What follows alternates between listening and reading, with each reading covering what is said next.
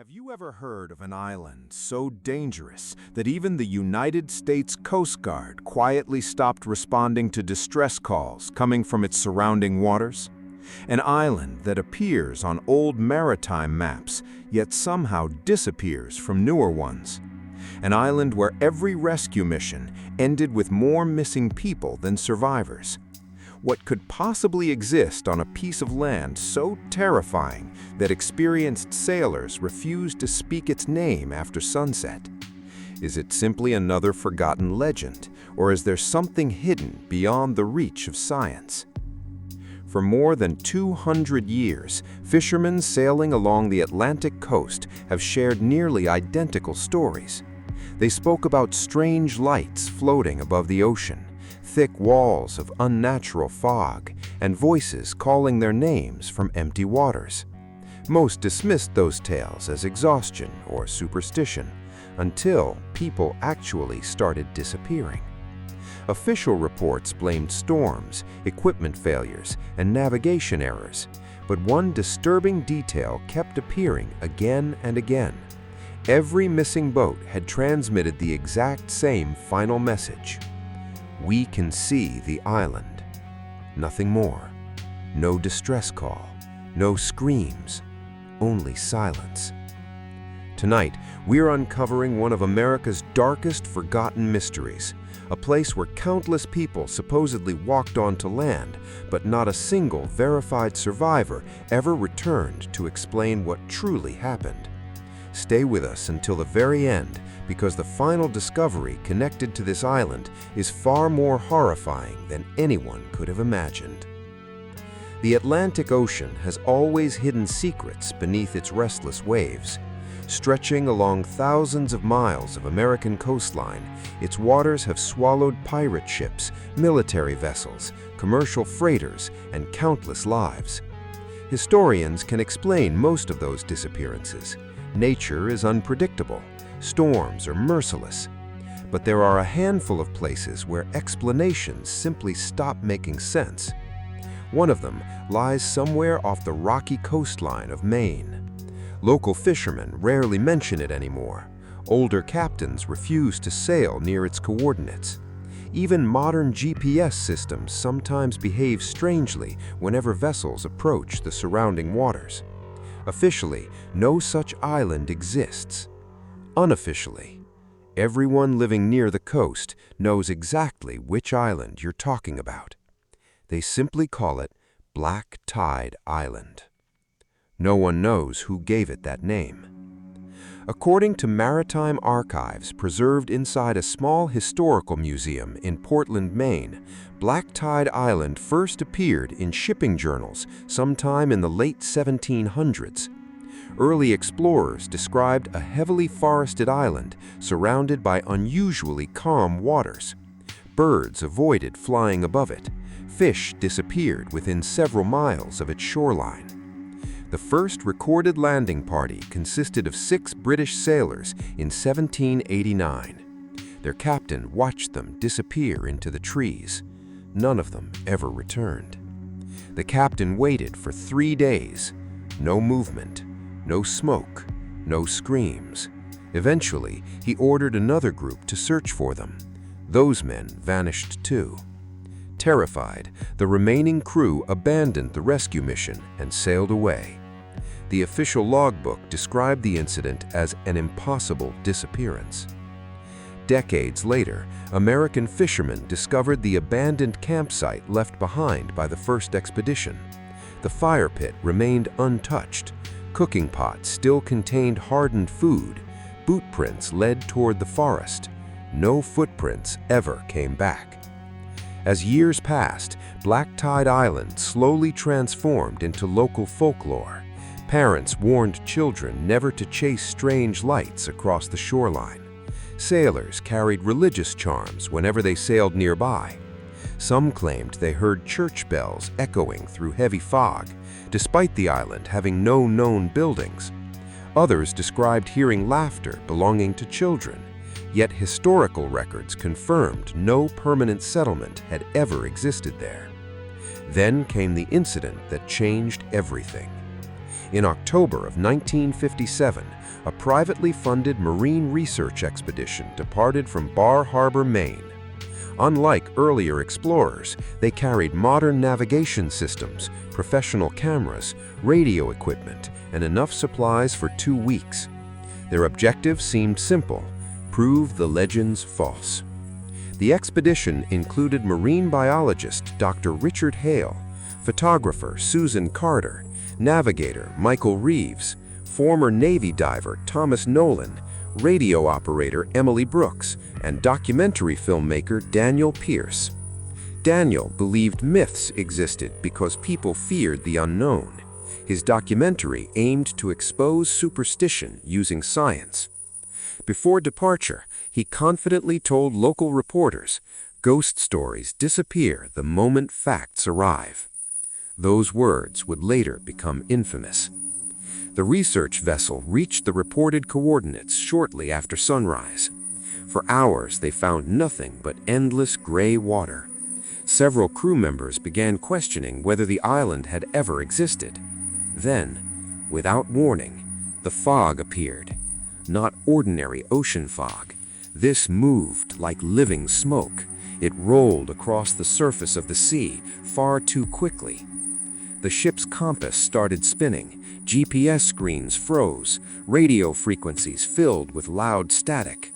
Emily repeatedly attempted to contact the Coast Guard. Every transmission came back distorted. Mixed within the static, she heard whispers. At first, she assumed another frequency was interfering, but the voices became clearer. Each whisper repeated the names of individual crew members, not random names, their actual names. Emily immediately shut off the radio. No one spoke for several minutes.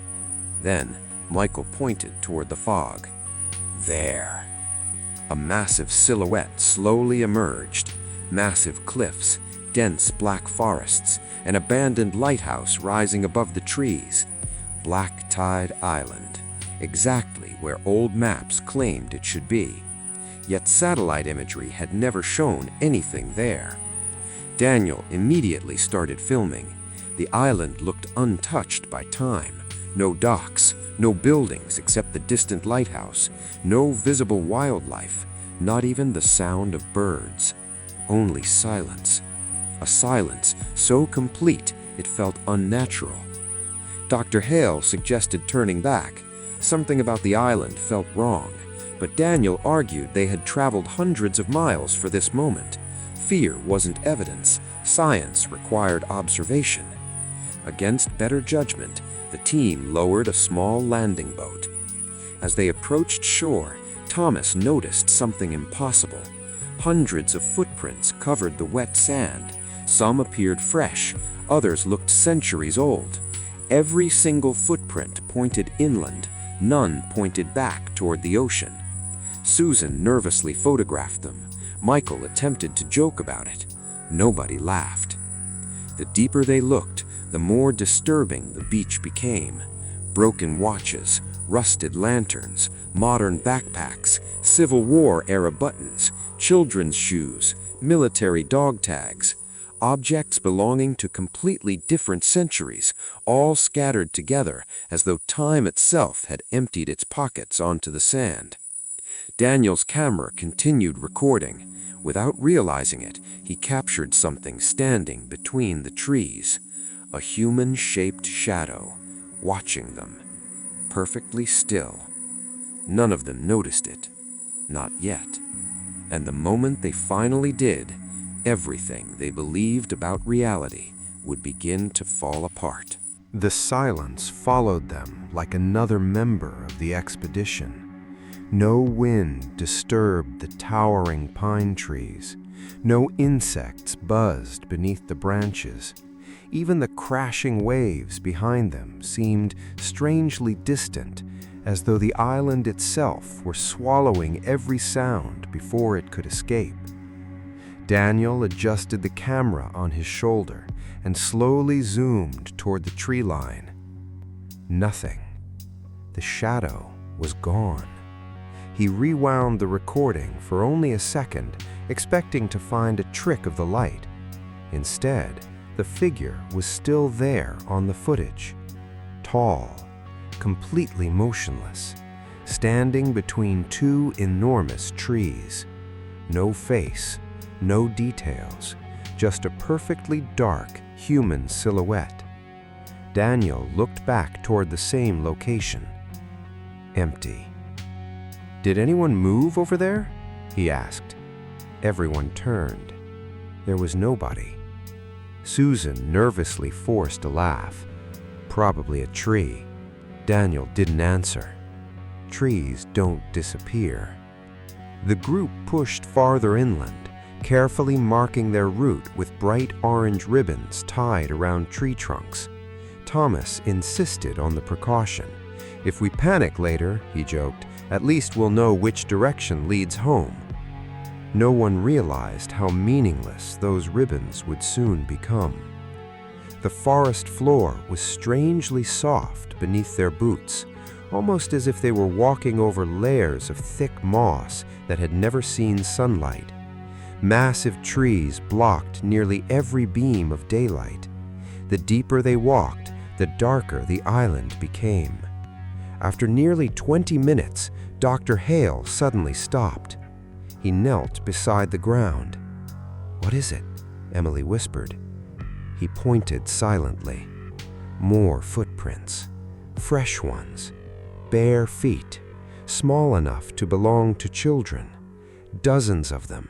They circled the group, not leading anywhere, just circling, again and again, as if children had spent hours running around the exact same spot. But there were no children. There hadn't been any signs of human life at all. Thomas examined the prints. "They're fresh." "How fresh?" He looked around uneasily. "Hours, maybe less." A cold breeze finally swept through the trees. For the first time since landing, they heard something. Laughter. Soft, distant. Children laughing. The sound drifted between the trees before disappearing completely. Susan immediately turned toward the noise. "Did you hear that?" Everyone nodded. Daniel smiled nervously. "Finally! What? Evidence?" He aimed the camera toward the forest. "If people are living here, then all the ghost stories are finished." Nobody shared his optimism. The laughter came again, closer, then stopped. Thomas slowly reached for the emergency flare attached to his backpack. "We should head back." Daniel lowered the camera. "We've been here less than 30 minutes." Thomas stared into the darkness. "I don't care." His voice had changed. Quiet, almost frightened. "I've spent 15 years in the Navy. I know when a place wants you gone." Before anyone could argue, Emily gasped. "The ribbons!" Everyone turned. Every orange ribbon they had tied along the trail was gone. Every single one, as if they had never existed. Michael frowned. "That's impossible. We tied at least 20. Thomas rushed several yards. Nothing. No ribbons, no torn fabric, not even knots around the trees. The path behind them looked untouched. Dr. Hale checked his compass. Its needle spun wildly in endless circles. No direction. GPS frozen. Satellite phone, no signal. Radio, only static. Daniel tried reassuring everyone. "We're overreacting. We can retrace our steps." Thomas interrupted. "No." He pointed toward the ground. "Our footprints." The trail they had just walked had disappeared. Leaves covered the forest floor as if nobody had crossed it. It was as if the island erased every trace of their existence the moment they moved forward. Silence returned. Then, a bell rang. One loud metallic chime echoed somewhere deep inside the forest. Another followed, then another. Slow, steady, church bells. Daniel frowned. There shouldn't be any buildings here. According to every historical survey, Black Tide Island had never contained a church. Yet the bells continued ringing. Emily whispered something almost too quietly to hear. "My grandmother." "What?" "My grandmother. She used to tell me something.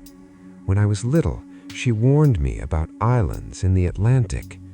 Daniel raised an eyebrow. "What kind of warning?" Emily swallowed hard. She said, "If you ever hear church bells where no church exists, don't follow them." Nobody laughed, because at that exact moment, the bells stopped, and another sound replaced them. Someone was humming, very softly, very close. Susan slowly lifted her camera. The humming came behind an enormous oak tree. Daniel carefully stepped closer, camera recording, heart pounding. He moved around the trunk. Nothing. Empty. The humming instantly shifted somewhere else, now behind another tree nearly 50 feet away. Thomas grabbed Daniel's arm. "Stop chasing it." Daniel pulled free. "If someone is hiding..." "No." Thomas's voice became almost a whisper. "They're making you follow." Before anyone could respond, Michael shouted, "Look!" Everyone turned. Standing roughly 100 yards away, between the trees, were people. Dozens of them, perfectly still. Men, women, children. None of them moved. Their clothing looked completely different. Some wore colonial-era coats. Others appeared dressed in clothing from the 1800s. Several looked surprisingly modern. One wore what appeared to be a Coast Guard uniform. Another carried an old camera identical to those used during the 1970s. A teenage girl stood barefoot beside an elderly man dressed like a Civil War soldier. It made no sense. Different centuries, standing together, watching. Daniel zoomed the camera. The figures remained motionless. None blinked. None breathed. "They're real," Susan whispered. "No," Dr. Hale quietly answered. "They're waiting."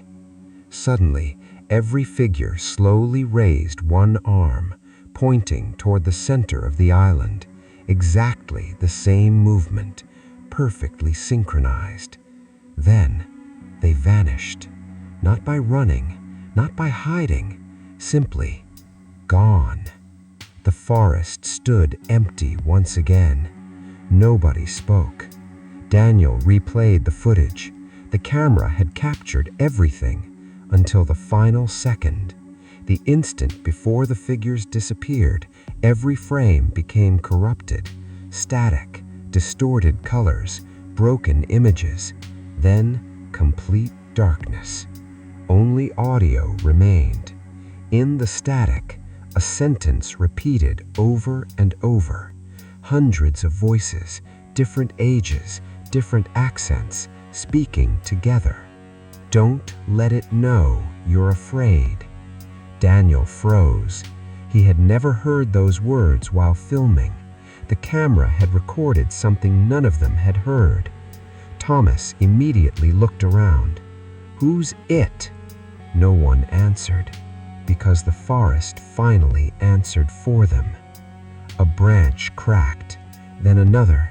Heavy footsteps echoed through the trees, not running, walking, slowly, deliberately. Something enormous was moving just beyond their sight. Each step shook the ground beneath their feet. The footsteps stopped, only 30 feet away, but nothing could be seen. Then, every tree around them began creaking at once, as if the entire forest had taken one deep breath, and from somewhere above the canopy, a voice echoed through the island. Calm, ancient, impossible to identify as male or female. Yet every member of the expedition heard those 5 words with terrifying clarity. Thomas immediately shouted, "Run!" And within seconds, the expedition that had arrived together would be separated. The moment Thomas shouted, everyone ran in different directions. It wasn't a decision, it was instinct.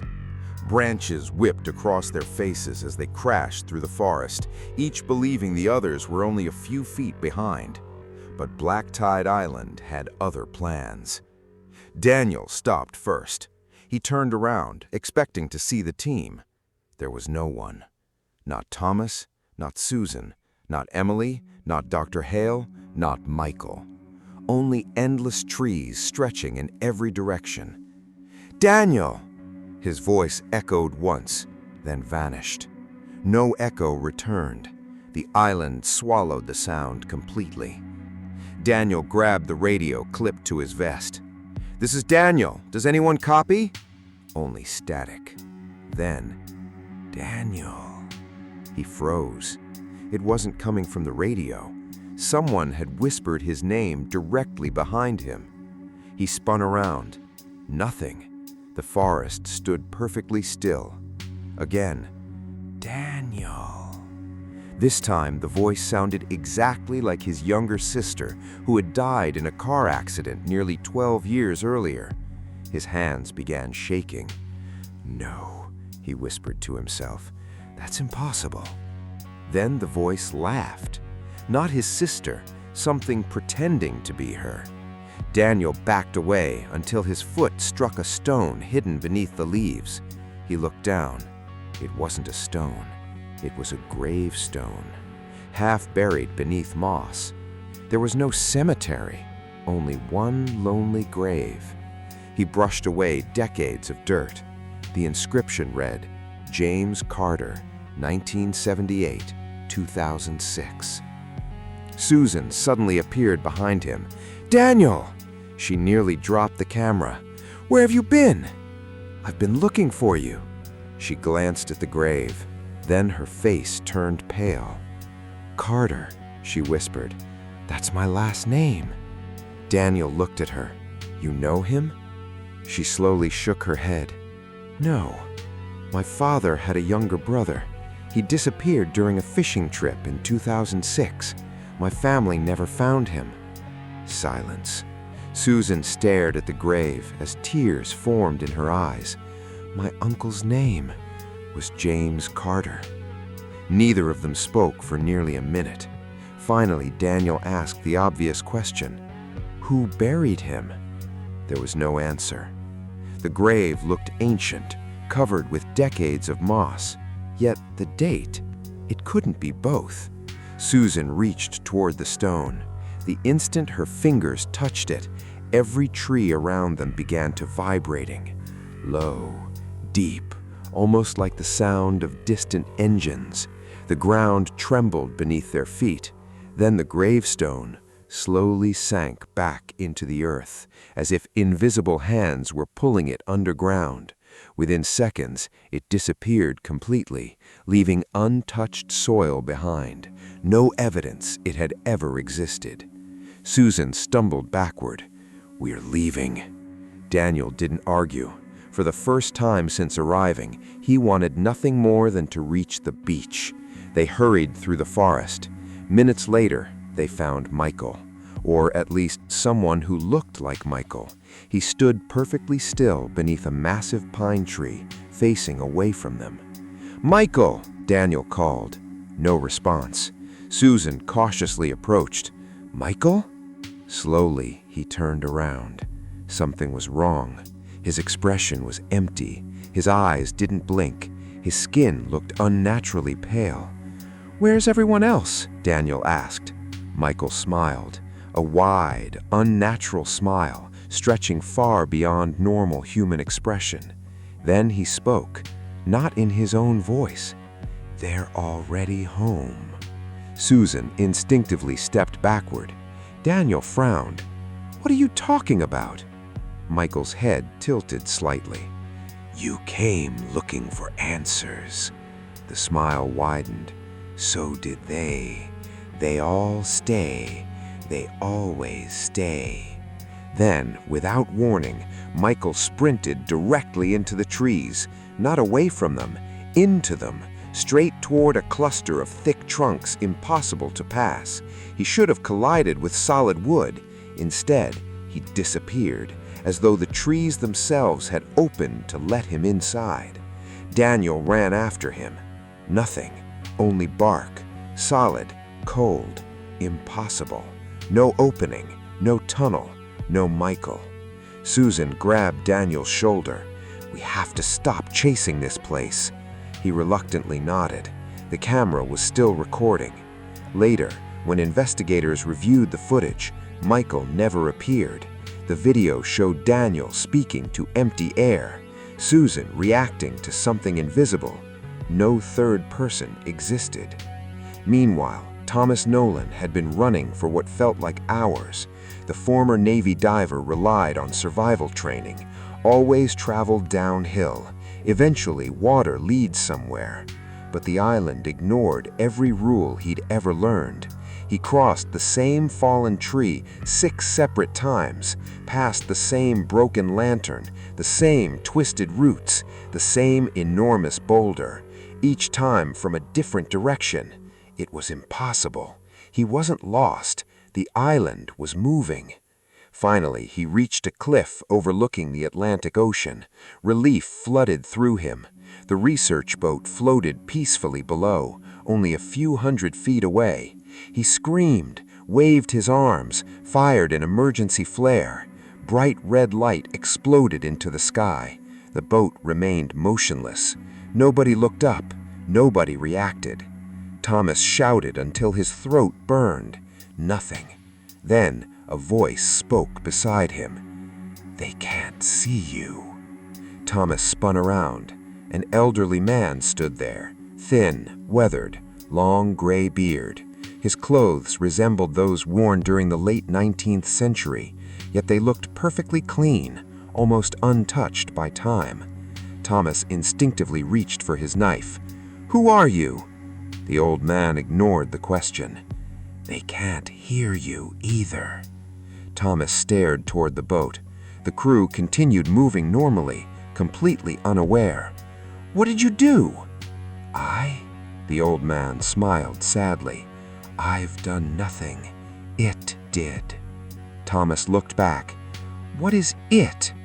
The old man's eyes slowly shifted toward the center of the island. For several seconds, he refused to answer. Finally, he whispered only 3 words. "The Keeper remembers." Thomas frowned. "What does that mean?" The old man looked directly into his eyes. "How old do you think this island is?" Thomas shrugged. "A few thousand years?" The old man quietly laughed. "No." He pointed toward the forest. "Older than your country, older than Rome, older than the pyramids people visit today." Thomas stared silently. "That's impossible." "So is this place." The old man continued. "It wasn't born here. It drifted, long before humans understood maps. It appeared wherever the ocean wanted to hide something." Thomas's heart pounded. "What are you talking about?" The old man slowly raised one trembling finger. "You think you're standing on an island." A long pause followed. Then he whispered, "You're standing on a prison." Thomas felt every hair on his arm stand upright. "A prison?" The old man's face darkened. "For something that should never wake." A deafening roar suddenly echoed across the entire island. The cliff beneath Thomas's feet shook violently. Birds, thousands of them, erupted into the sky for the first time. Except they weren't birds. As they flew overhead, Thomas realized they were human-shaped shadows, hundreds, perhaps thousands, silent black figures rising into the fog before disappearing into the clouds. The old man closed his eyes. "It knows." Thomas swallowed. "What knows?" The old man looked terrified now. It knows you're asking questions. At that exact moment, something massive moved beneath the ocean surrounding Black Tide Island. The sea itself began to rise, not because of a storm, but because something enormous was awakening below. And far out on the horizon, a second island slowly emerged from the fog, one that had never appeared on any map in human history.